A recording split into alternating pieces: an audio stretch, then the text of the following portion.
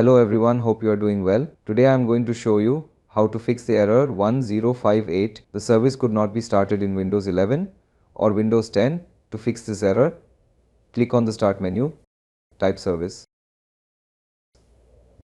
After appearing the service, click on it.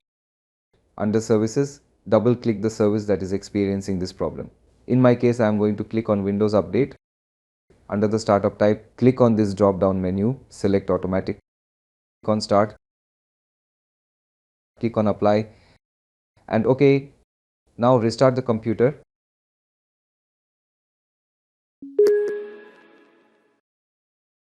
After restarting the computer, hope your problem is solved. Thanks for watching this video. Hope you like this.